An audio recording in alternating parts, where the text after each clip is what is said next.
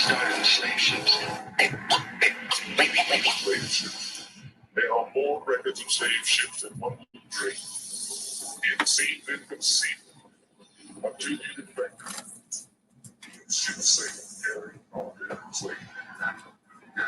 Non-violent. In the face of the violence that we've been experiencing for the past 400 years, they actually have been not people that deserve. In fact, it's a crime. It's a crime. Let me go ahead and get down to business real quick. Y'all all right? Y'all ready for this one? It's gonna be a weird one for you. Facts Over Feelings tonight, special edition. You know who I am. If you're new to this show, then you understand what we do here. In Facts Over Feelings, first of all, we give praise to the Most High. And then after we give praise to the Most High, we let you know that if you are not a child of the Most High, then you're going to feel kind of out of place with what's about to go down right now. Today, I'm going to do a little something different. This is not going to be a teaching session. Tonight is going to be, we're going to talk about what's happening in the world. I got a lot going on right now, and I'm pretty sure if you've been keeping up with me through the events of the day, you know that the only thing that's been on my mind, I'm going to jump right into it. I'm not going to waste no time. Go let your friends know that I'm on the air, because you know they don't give up no notifications. And they might just go ahead and interrupt us once or twice and so forth. So for the next hour or two, depending on how I flow through this to you, I would like to talk about a couple things tonight that's happening within our Black community. And before we even get started, I want to salute all of the members of the NFAC. I like the shirt. Let me make sure that, we can give some of those away. But also, I wanted to salute everybody else that's rocking with the whole situation with the NFAC is knee deep in right now. As I told y'all once before, once I get something on my mind, I don't let it go until there's a resolution. I don't talk about it. I try to walk about it. I don't speak about it. I want to take a peek about it. I don't stand back. I want to clap back. So today, if you did not get a chance to tune in, I want to talk a little bit about a very special person to me. I want to lift up an individual that I believe has not been talked about enough. And if it has been, it hasn't been talked about enough by the people who need to talk about it from the right perspective. I want to talk a little bit about Breonna Taylor. Yes, Breonna Taylor. Y'all know the story about Breonna. Don't sit there and act like you don't know that Breonna Taylor, 26-year-old African-American emergency medical technician, was fatally shot. He was killed by the Louisville Metro Police Department, the LMPD, on March the 13th, 2020. 3 plainclothesmen, LMPD officers, who claimed that they were executing a no-knock search warrant, entered her apartment in Louisville, Kentucky. Gunfire was exchanged between Taylor's boyfriend, Kenneth Walker, and the officers, and Walker said he believed that they was breaking in. LMPD officers fired over 20 shots. Taylor was shot 8 times. LMPD Sergeant Jonathan Mattingly, he got injured by the gunfire because he got shot coming through the door first. Another police officer and an LMPD lieutenant were on the scene when this warrant was executed. Now, the primary target of this LMPD investigation was a man by the name of Marcus Glover and Adrian Walker, who was suspected of selling controlled substances from a drug house more than 10 miles away. Glover had a prior relationship with Taylor, so they went there. Apparently, this is their lie that they told, was that they were looking for him. When the fact of the matter was, he was already in custody. That's the story that we've all known. That was back in March. Here we are in the middle of July, and the officers involved have not been arrested.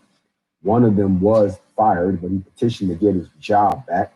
The people involved in this story, there are 5 of them. We have Breonna Taylor, who is the emergency medical technician who worked at the University of Louisville Health, and her funeral was held on March 21st of 2020. So that sister is resting in glory until we all get the judgment of Sheol. Then you had Kenneth Walker, who was her boyfriend, who lived with her in the apartment. And he was the one who started, he was defending, The brothers, he was doing what you should have been doing. Somebody's coming up in the crib and you got the heat, you pull the heat and you defend your queen. He tried to fire. The police came in and they shot the one officer. He went back outside and they shot into the house indiscriminately.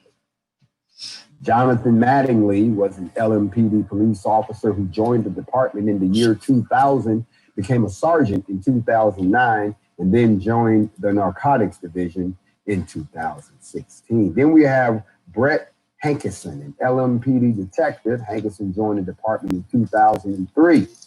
Last but not least, we have Miles Cosgrove, an LMPD police officer who transferred to the department's narcotics division in 2016. If you notice, they all landed in the narcotics division. But we have found out later that there appears to be something else going on, that it looks like that there was a plan to regentrify the neighborhood, and there were some people who just didn't want to move out so they could redevelop the neighborhood. Well, you're not going to guess whose house was on that street. So there was a special team created. This team was supposed to have the job of clearing out anybody that didn't want to go peacefully. Well, now we see exactly what that team is up to, and now that has become somewhat public knowledge, the situation has taken a very, very interesting and devilish turn, because now it means that, well, why would you all be doing this? Why would you be trying to force people out? Because if the people stayed, they kept their voting power, they could stop this from happening. So they did something called redlining. Redlining is when you draw a red line around certain houses. You know how your neighbor go to one school, but the person who live right next door to them goes to another school because they claim they're in a different district just because of where their house sits, but they're right beside each other. That's redlining. That is illegal. And if found out, everybody from the mayor on down loses their job, no credibility whatsoever. So just like with the situation that happened with Ahmaud Arbery down in Brunswick, where his death opened the whole Pandora's box of some good old boy shit that was going on in the South, the death of Miss Breonna Taylor has stripped back and let us know that there was more going on than a bunch of bumbling cops who ran up in the wrong house. That's how they wanted y'all to take the story. The digger we deep into this, the more that we find that, the deeper we go, that there's some nefarious characters running loose around here.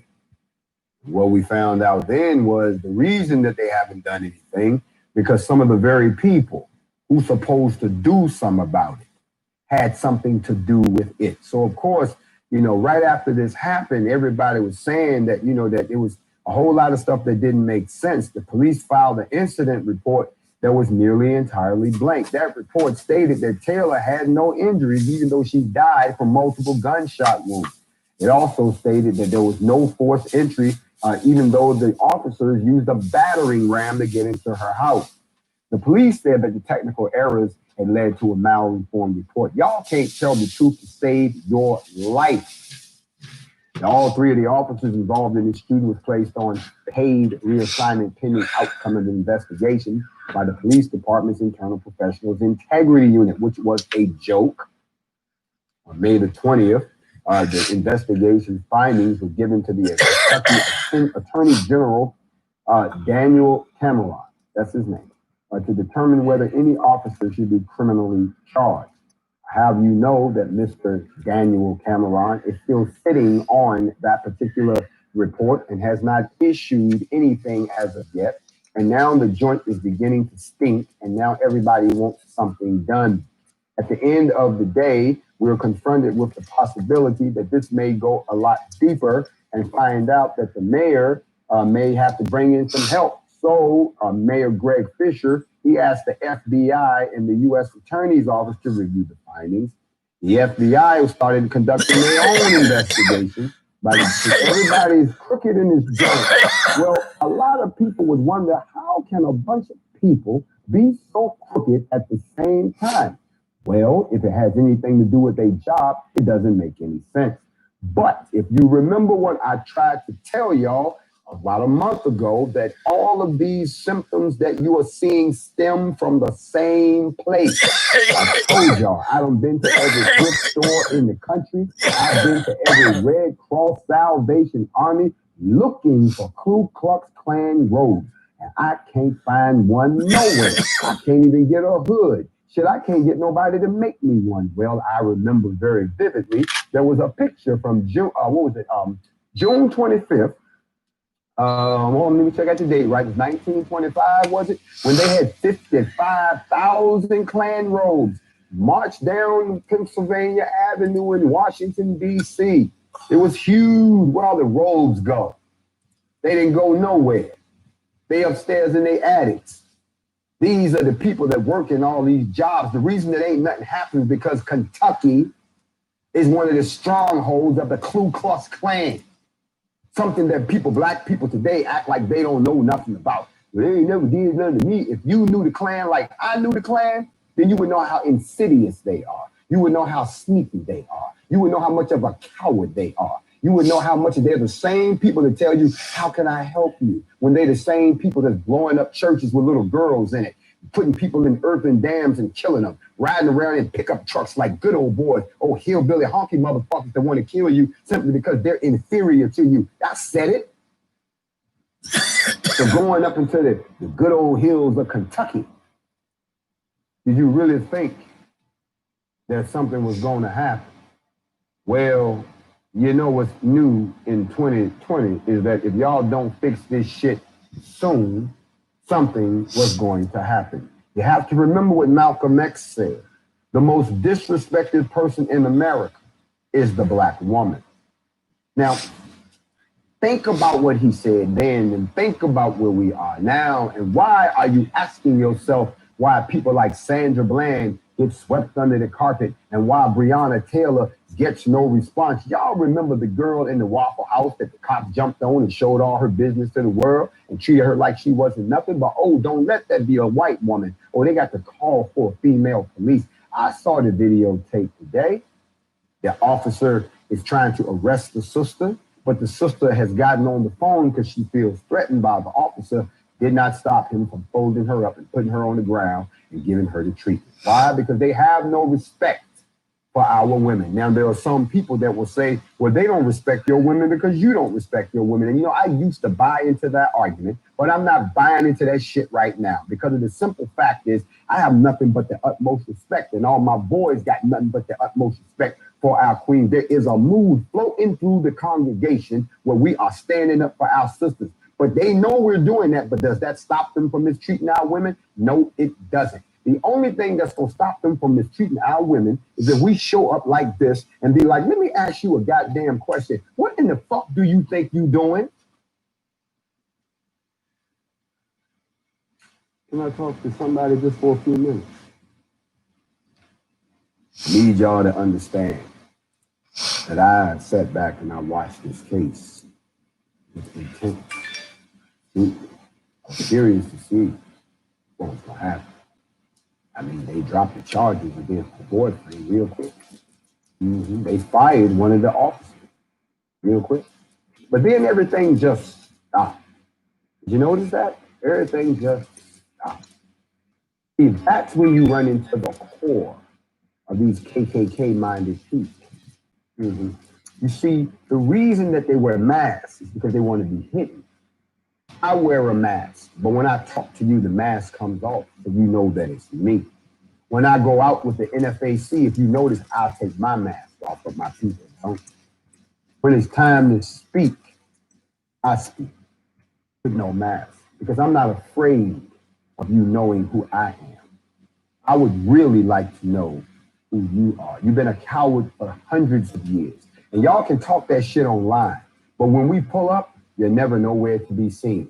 And what you're about to find out is when we pull up, there will be so many of us that you're going to have to call in something much bigger than Billy Bob and the good old boy militia to deal with us, because this is what you create. So today, while the rest of y'all still running around satisfying the definition of insanity, I and my peoples were in discussions with the powers to be because I want an answer. Before we unleash the black horror, before I unleash black terror, before I let all of these people off of their leash, Y'all gonna tell me what is the holdup. Matter of fact, if I had to put a title on my teaching tonight, is what is the holdup?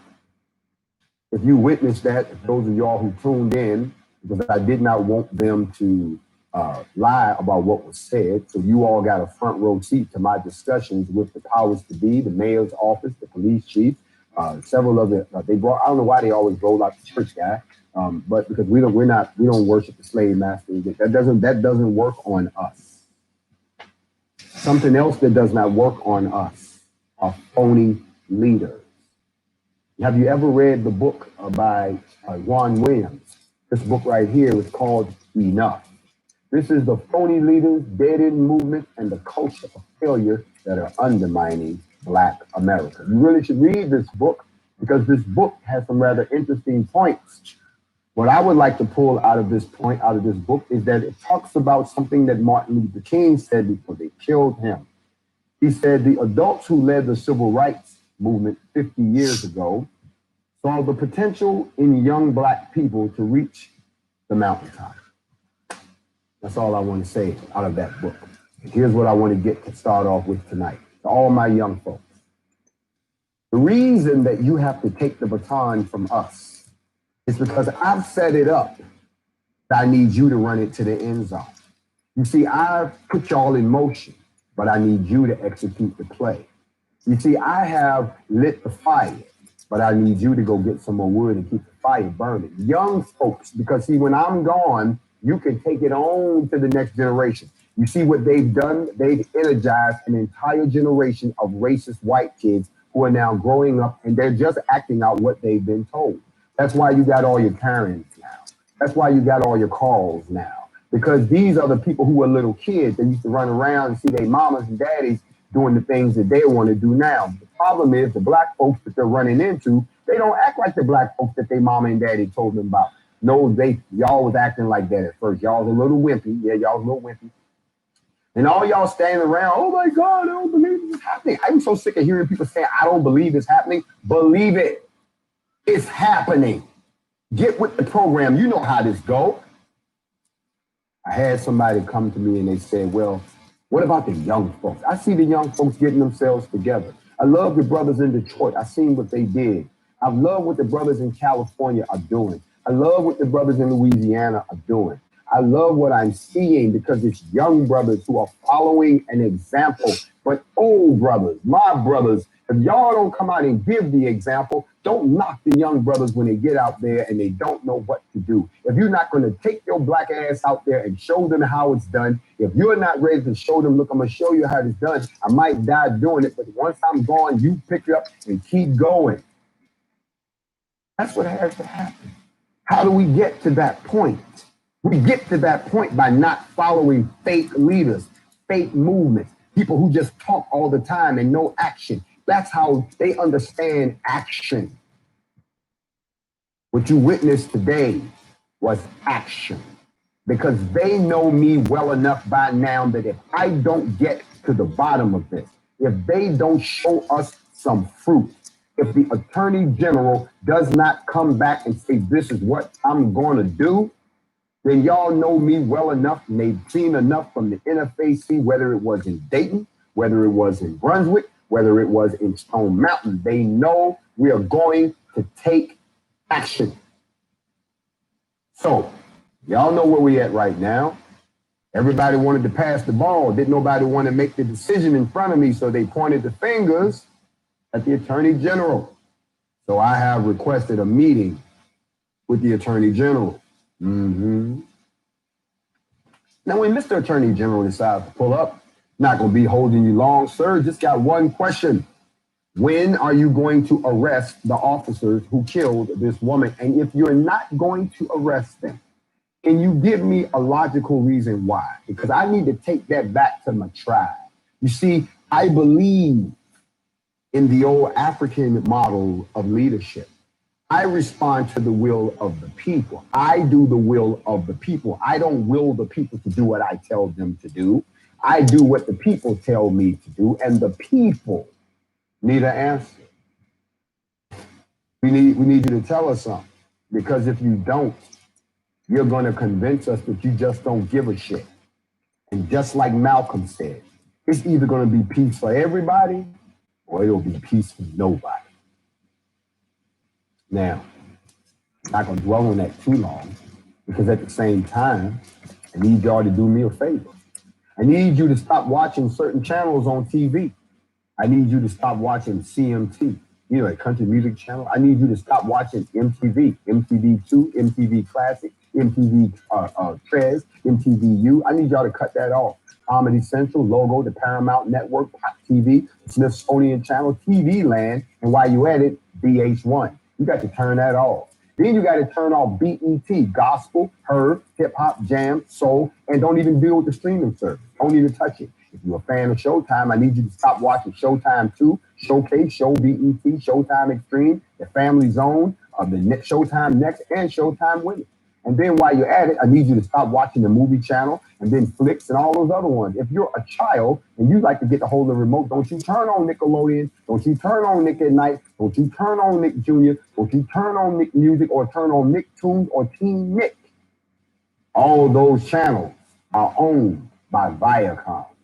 And the reason I say that is because this. By now, y'all should know that a lot of people got heartburn with the fact that my man, Nick Cannon, apologized after standing strong on the word because they decided they wanted to fire him. Now, a lot of y'all, let's get up to speed. Don't think that because he apologized that he got everything back. He did not. Viacom CBS still ain't fucking with him. His apology only made a difference to Fox. So Fox, they saying because they realize they need somebody over there to keep them because we already know that that's the most racist network there is. But what I need my people to understand, and what I'm going to teach about for a few minutes, is that when standing up for what we believe, that's always been a taboo. Now, nobody going to tell you that. It's not written down nowhere, but it's taboo. Every time black folks stand up for what we believe, whether we by ourselves or whether we in a group, it's taboo. If someone gets offended by what you did or said, the status quo demands an apology because the other person felt hurt. It doesn't matter whether the sentiments were hurt or not. It doesn't matter whether it was true. That's messed up logic. But then again, society is messed up anyway. Let me teach on this real quick. Let me tell you about the health hazards of constantly apologizing. When you apologize to someone, you hand them the power. Let me say it again. I got to unpack this real slow so y'all understand what has happened. When you apologize to someone, you're handing them the power to extend forgiveness and appear like the bigger person or to deny the apology and make you feel like crap. In other words, you don't have to step and kowtow and shuck and jive by giving an apology. I apologize.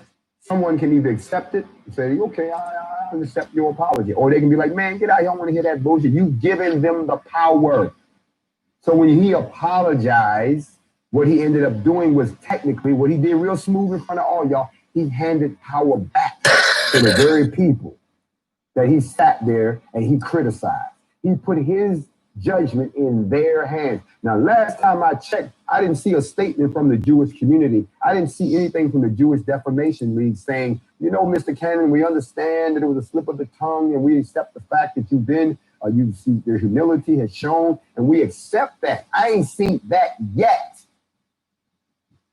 Yet, on the other hand, I'm trying to teach my black people something.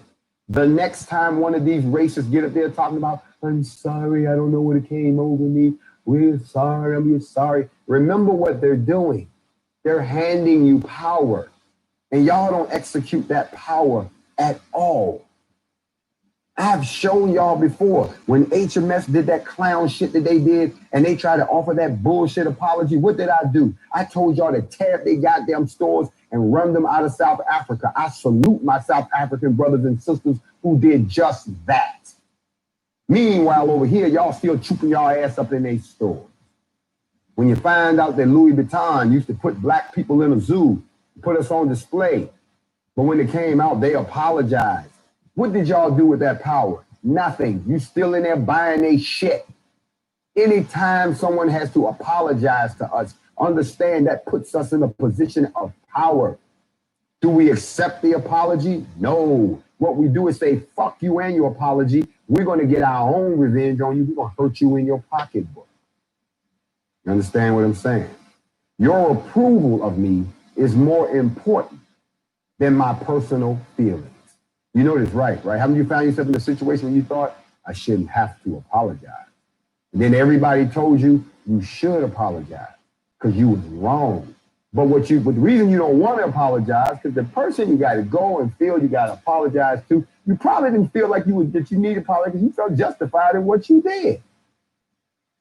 That's why sisters, it's a well-known fact that the worst thing that a sister can do is admit that she was wrong and say she's sorry. I know people who have sacrificed their entire marriage rather than say they were sorry. I know people who have lost their jobs, lost their careers, lost college scholarships, lost everything just because they couldn't say they were sorry or didn't want to apologize. I know white people that got knocked the fuck out, unconscious, stripped down, and robbed. Why? Because they didn't think they did nothing wrong and did not want to apologize. Now we are in a situation where the United States of America does not want to apologize for slavery, does not want to apologize for Jim Crow, does not want to apologize at all for the way that they've treated people. And then they wonder why they are getting knocked the fuck out and why, in fact, was necessary. The reason being is with the longer you delay the apology, the more somebody begins to think that you really don't give a damn. See, the problem is a lot of y'all are too comfortable in your skin. You see, that guilt mainly stems from you're unsure about yourself. You have fear and anxiety that dominates your thoughts, so you don't want to apologize. White folks probably want to apologize, but they know if they give us the power to accept or deny an apology for slavery, that a lot of us will sit there and say, we don't want your raggedy ass apology. We want our money. Run the reparations. Y'all know they know that that's a door that they don't want to go through. You know, it was C. Joy Bell that said, life is too short to spend it on warring. Fight only the most important ones and let go of the rest. A lot of us don't know how to do that. You see, you're fighting too many battles that leaves your tank empty when you need the energy to stand up for yourself. Choose a battle that has serious long-term implications. Let go of the trivial battles.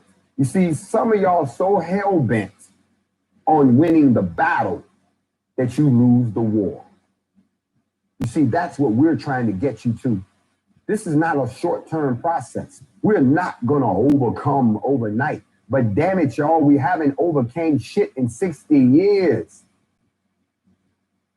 When you stand up for what you believe in, like I have, you're going to encounter trolls.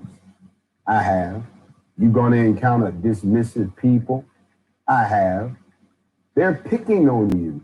Doesn't highlight your inadequacies. It highlights their own. Y'all wonder why I don't respond to the troll?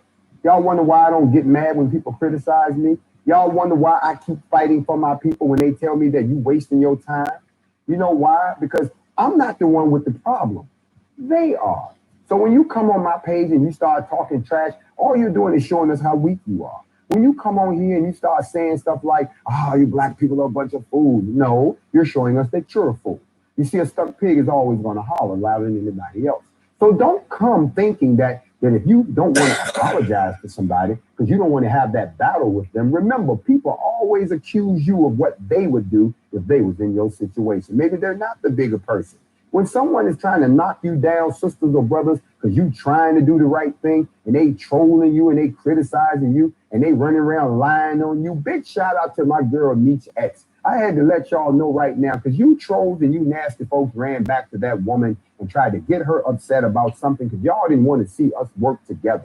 If you go on Meech X page right now, you will see that we already had a meeting. We grown folks. Like I tell a lot of you men, if you have a problem with somebody, don't go online and say nothing sideways. Don't hide behind some little, what do they call it, an avatar. Don't hide behind some ghost account because you ain't got no spine. Be man enough to go and talk to another brother and see what y'all can do about it. Otherwise, keep your goddamn mouth shut. She was one of those individuals that the trolls went over there and stirred up something. And here's a person that I really would love to work with and that I have nothing against, because I told y'all once before, if you're going to listen to the story, listen to the whole story. I already told you, when it comes to you people who are mixed race, we're going to examine your mentality. We're not going to look at your skin color. We're going to judge you on your mentality on a case-by-case basis, because some of y'all look like us but don't act like us. That's what we're not going to allow. But y'all ran over there because y'all trying to be hateful, because you ain't got the backbone to step to me, because we to pull up masters and it blew up in your face. I keeps my girl on speed dial.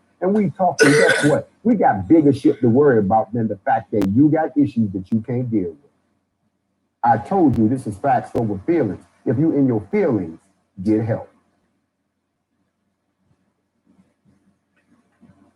Meech, you went ahead and made your video public statement. I've made mine too. Now, sister, let's get down to work. The other thing we have to remember is that when it comes to these types of people, don't be offensive. You see, when you mounting personal attacks on someone who pisses you off, that makes you an easy target for an instigator. He declared to the world that you called him this, that, and the third just to gain sympathy. That's why I always teach y'all, even as a race, when someone insults us, don't drop to their level and insult them too. Don't give them the credibility. Don't give them the time of day. I know people right now that's running around still trying to get fame and clout off of shit that I did 8 years ago, like anybody gives a damn. Nobody cares about that. We operate in the right now, because just like the old song says, you're only as hot as your last creation. So whatever you did 9, 10, 12 years ago, we don't want to hear about that. Just like a lot of my OGs in hip hop, they get mad when these young brothers don't want to give them their props. The reason they don't want to give you your props is not because we don't like the songs you did back then. It's the fact that you're trying to have an opinion about something that's going on right now. Where's your platinum record? Where's your hit record? Where's your mood music? Where's your song theme for the movement?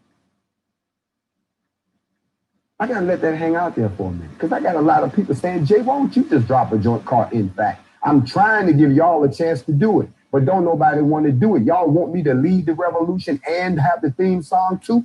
Okay. If that's what it takes, bust a holler at me. I gave you a holler earlier today. Anyway, so we're going to keep it moving. Sometimes you have to ask yourself this question when it comes to this whole apology thing. What matters more? Does the person matter more, or what they said? If it's the latter, if they're having a bad day, is it one time? You see, if it's a one-off, you can ignore it. But if it's frequent, do you want to stay connected with somebody who behaves like a jerk all the time? I know I don't. That's why I don't let those people in my circle. So Nick, when he apologized, well, whatever the reason was, some people said he was threatened. I don't know. I reached out to him, told him to holler at me. If you need protection for real, or you want to get in with the brothers that stood with you, then you need to holler at me. But if you don't, it's going to look a certain way. Remember, silence is betrayal. That's what it says. So it's okay if you want to apologize about something, but just remember, when you do, you're giving that power to somebody else. And I haven't heard nobody come back and say, acknowledge his apology or anything. You understand what I'm saying? We got bigger problems to worry about, y'all.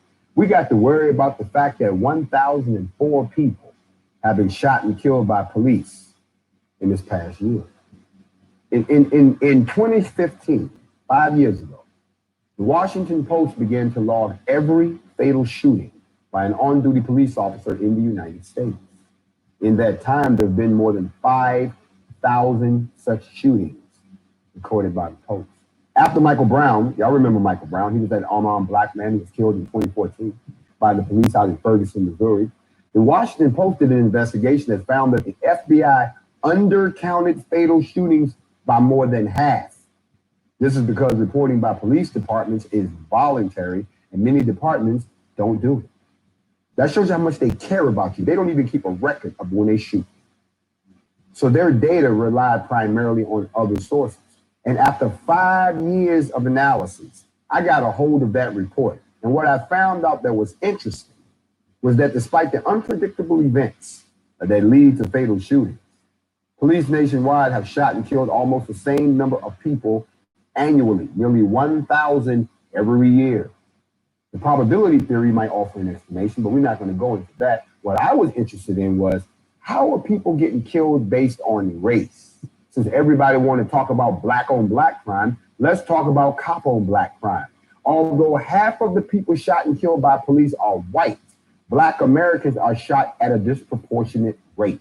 They account for less than 13% of the U.S. population, but are killed by police at more than twice the rate of white Americans. Hispanic Americans are also killed by police at a disproportionate rate. So when I looked at the numbers, they have these little percentages.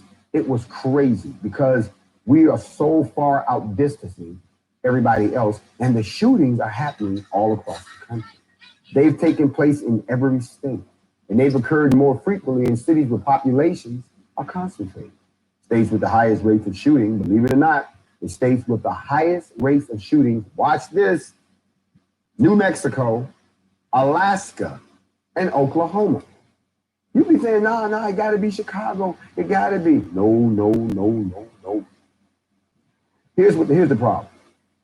That database that we looked at contained records of every fatal shooting in the United States by a police officer since January the 1st of 2015.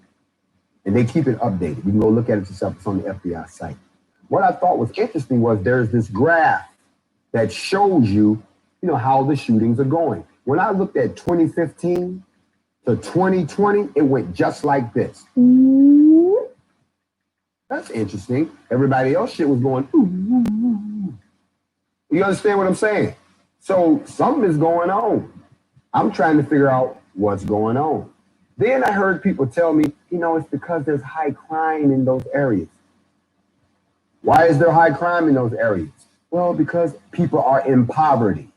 People are losing the ability to feed themselves. That leads to crime. Because when you don't have anything and no way to get it, you got to go take it. So then that led me down another path.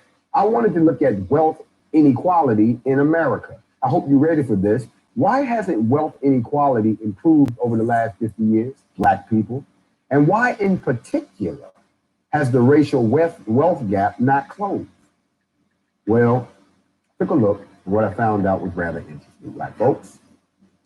The average wealth has increased over the past 50 years, but it has not grown equally for all groups. Between 1963 and now, watch this, the families near the bottom of the wealth distribution went from having no wealth on an average to being about $1,000 in debt. Those in the middle more than doubled their wealth. Families near the top saw their wealth increase fivefold, and the wealth of those at the 99th percentile, in other words, those wealthier than 99% of all families, their wealth increased 7 times. So where was all this money coming from? One reason that all this wealth had inequality is because of income inequality. Y'all don't understand what I'm saying. Income is money coming into the family, while wealth is a family's assets. Let me teach that to you again. Income is the money coming into the family. Wealth are the assets. Well, what do you mean by assets, Jay? I'm trying to teach a little bit. Thank you, Claude Anderson. Things like savings, real estate businesses, minus debt, both are important sides of families' financial security. But wealth cushions families against emergencies, and it gives them the means to move them up the economic ladder. Also, wealth is much greater because at one time or the other, it's based on race. And when I looked at the chart, what really blew my mind was that, well, damn, Black folks, we are not prospering at all. As a matter of fact, between 1963 and now, instead of ours going up because everybody's getting educated now, it's kind of doing this. That's all it's doing. The Hispanics are actually doing better because they're doing this. But white folks, they shit went straight up. Where do you think they making all this money from? Families of color will soon make up a majority of the population. But most continue to fall behind whites in building wealth. Okay? In 1963, the average wealth of white families was $121,000 higher than the average wealth of Black families. Now we in 2020, and the average wealth of white families is $909,000. That's over $700,000 higher than the average wealth of a Black family, which is somewhere around $140,000. Hispanics is pulling in $192,000. To put another way, the white family wealth was 7 times greater than Black family wealth, 5 times greater than Hispanic wealth. And despite some fluctuations over the past 50 years, this disparity is higher than it was in 1963. We're doing worse now than we were doing then. Y'all know why? Let me help you out, black folks. It's because you went from being creators and distributors and manufacturers to being simply consumers. Y'all just can't wait to give y'all money to somebody else. Now they so goddamn rich that it don't make a difference. They don't give a shit about you. Not only is that, no, listen, let me give you this right here. Not only is it broken down, I'm trying to teach them a little something. They think I'm on some rah-rah shit. I'm trying to tell them that the truth is in your pocket. You want to really hurt them, you hurt them in the pocket. And that racial wealth gap also grows sharply with age. Remember when I told y'all we went down to Brunswick and we went to whatever the place was? I only want to keep the name in my head. Whatever the neighborhood was, that it was all these old, retired, white people living in these gigantic houses, flying Trump flags and shit. White families accumulate more wealth over their lives than black or Hispanic families. Now that widens the wealth gap at an older age. So in their 30s, by the time they're in their 30s, whites have an average of $147,000 more in wealth than blacks, 3 times as much. By the time they get in their 60s, whites have over $1.1 million more average wealth than blacks. They 7 times richer than you. How you think they put Trump in the White House? They did it with their money, the money you gave their ass. I don't know what I got to do to slap y'all out of that. And it's crazy because some of y'all will sit here and do thumbs up and this is great and teach Jay and all of that and then walk your ass right out there and give the money right back to those people. So I wish you just don't even come up on here with that bullshit. Not tonight. How do we fix it? So glad you asked. Y'all remember last night we talked about the structure for our new ethno nation based on the financial plan. I went into detail of the jobs that we would have to have in order for us to build up our own infrastructure, our own education system, our own wealth and finance. I went over all of that. I went through all of that with you. So the facts and the blueprint is already there. Tonight, I want to focus on 2 more parts of this plan. And if you've been sitting there with me, I invite you to take notes because it's going to get to a point where we're going to call on you to help us build out our new nation. Tonight, I want to focus on one of the divisions is the division of public education. The purpose of the division of public education, if you already do this job, this is what you will be doing in the new nation. Your purpose is to achieve a higher standard of teaching and students' achievement on entry level involved in the education of black children and youth, and to develop a better system of general adult education in all our black communities. I went through this last night, but some of the things that I pointed out are some of the things that y'all can start on right now. We need a foundation for directed research, field studies. We need a division, a foundation for the training of our scholars for neglected areas, those things that they don't teach them. Let me tell y'all a story. I remember back in 2017, somebody help me out. There was a young lady in Cincinnati, a 16-year-old black woman who was a young girl who was a scholar student. She was a straight A student. She was brilliant. She was on her way to college. And then she found out that they weren't teaching her anything that would prepare her for college. They was teaching her Common Core. She and a bunch of the other bright students in the whole school system got together and said, we're not taking this bullshit. We don't want to be working for nobody. We want to start our own businesses. This bullshit you teaching us is not working. Where is the history that we need to learn about? When do we learn about the dynasty? When do we learn about the pharaohs? When do we learn about Kemet? When do we learn the history of all of the 54 countries in Africa? Where is that being taught at? When do you teach us who we was? Don't tell us that we're slaves. No, we're not slaves. We were doctors, lawyers, architects, scientists. You enslaved us. We don't become the slave. There's no such thing as a slave. You enslaved someone. So who were we before then? They got mad that there was nobody to tell them these things. So they said, the hell with it. They was all gonna walk out of class. The whole school system. They got on social media like they do, and they said they was going to do it. And at 2 o'clock, every student was going to get up and walk out. Now, they didn't have a plan. They didn't know where they was going. They were just going to walk out. When the young lady's mother found out what they were about to do and what the police would end up doing to those children, they called me and said, can you please come in and put some sense on the table? So I went and met with the kids, sat with the kids, said, well, okay, y'all, what's the game plan? What we doing here? And I come to find out what their pain point was, what they wanted. They said, we want to know about us. They won't teach us about us. We ain't stupid. We the straight A students. But they said, we can't use this shit in our world. They training us to be in their world. I said, all right then. Before y'all run out in the street and get beat up by the cops, how about we go sit down with the school board, you and me and us all together, and we talk to them about it and see if we can get those things. They said, okay, and if they don't give y'all the things, I will be the first one to go out there with you so we can tear some shit up. How about that? We got a deal. All the kids heard tear some shit up. They was all in, we get to tear some shit up. Yes, sir. So we went and met with the Ohio School Board. We met with the superintendents of schools in Cincinnati, who was an Oreo. I'll say it here publicly, came in trying to bourgeois and smooth talk us, and then try to find out, well, why y'all bring him? Because they brought somebody that knew the game. Because after he sweet talked those kids, I took his legs off and said, well, isn't it true that you get $50,000 for having Common Core in the school? Don't you get that as an addition to your pay? So isn't it to your benefit not to take Common Core out? I'm just asking, I want to see something. He didn't like that. But he promised that they will go ahead and put these things in the school. And I came back later and checked, and they did.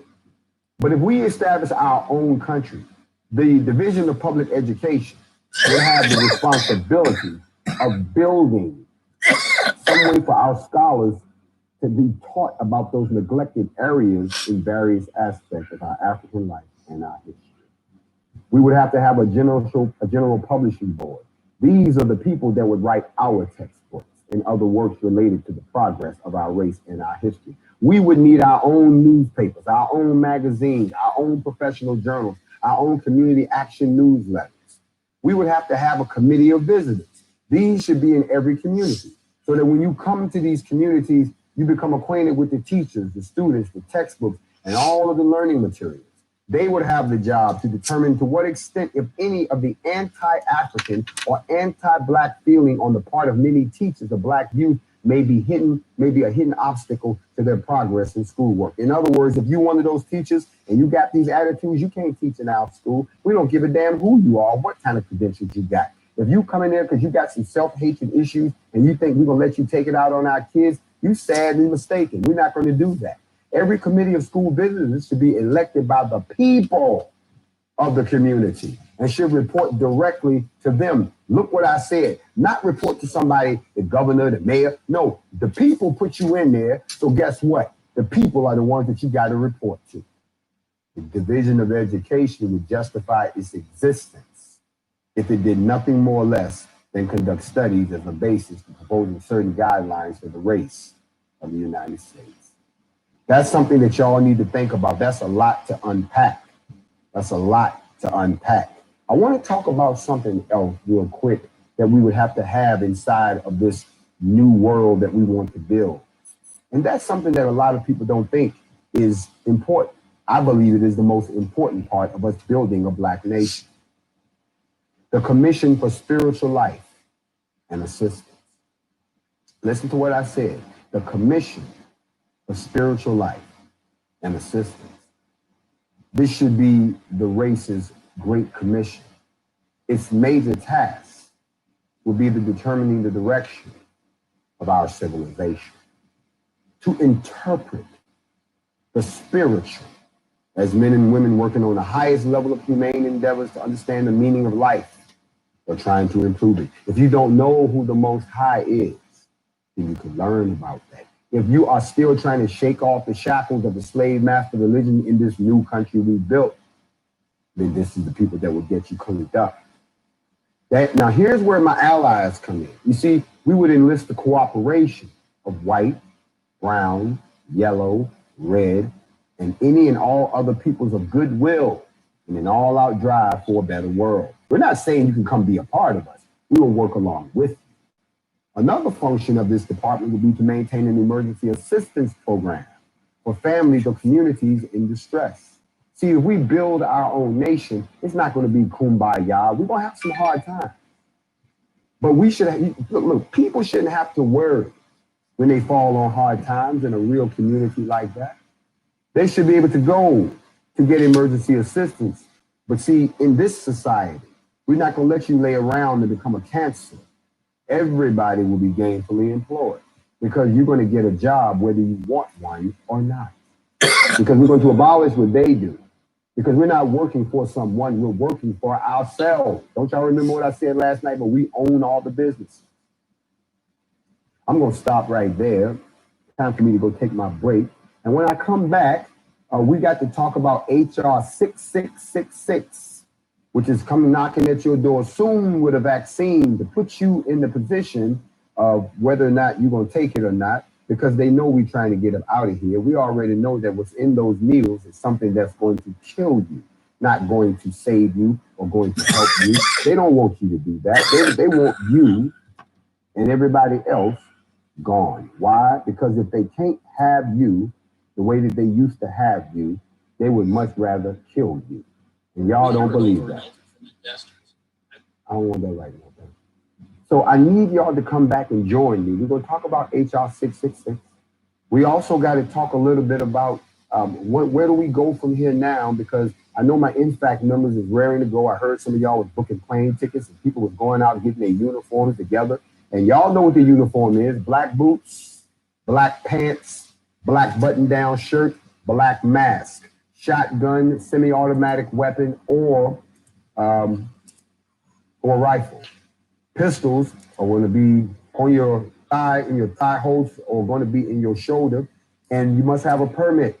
Well, in this particular case, we checked the laws. Where we're going, you won't need that. In other words, this is going to be a lottie-dottie. Everybody bring everything you got to the party. And so we're going to find out very soon whether or not we need to do the damn thing. And if you missed out on the last formation for whatever your reason, you about to have a chance to get it right this time. I'm talking to my black folks. You see, the goal is that by the end of the summer, I'm looking at us having 1 million 2A formation, 1 million black guns exercising their Second Amendment rights in one place at one time. 1 million of us together, strapped up, shawty, in an organized formation, shawty, coming to send a message to the world, shawty. Okay? So when I come back, we're going to talk about that. But until we get to that point, I need y'all to stay close to me, because when I make this announcement, y'all know we don't put out flyers. We don't specialize in advertising. What we do is we make sure that you get the word. And the way we do that is the old African way of word of mouth. Which means if you don't hear it from me, you haven't heard it at all. That's the truth. I'm going to take a break here on Facts Over Feelings. I'll be back. And when we come back, we're going to get into a couple of more things before I cut you loose tonight, as I'm awaiting a scheduling of a meeting with the Attorney General for the state of Kentucky regarding Breonna Taylor. Y'all come on back and holler at me, please. I hope y'all come back. I hope you find it in your heart to come back. And we'll go from there. Once again, I bid y'all a shalom on this Thursday night. We are already into the middle of July, and they were so quick to lock folks up yesterday and give them felonies. They gave them felony charges, but they can't seem to get their wherewithal together to go out and arrest these officers that killed my fellow sister, Breonna Taylor, who I'm giving this whole show attention to tonight. I'll see y'all on the flip side. Remember, I'll be back in about 5 minutes. Just make sure if you don't get the alert, please check back. Let your friends know that this Facts Over Feelings, and I am the Grandmaster Jay. I was invited to give you a taste of a typical law school classroom.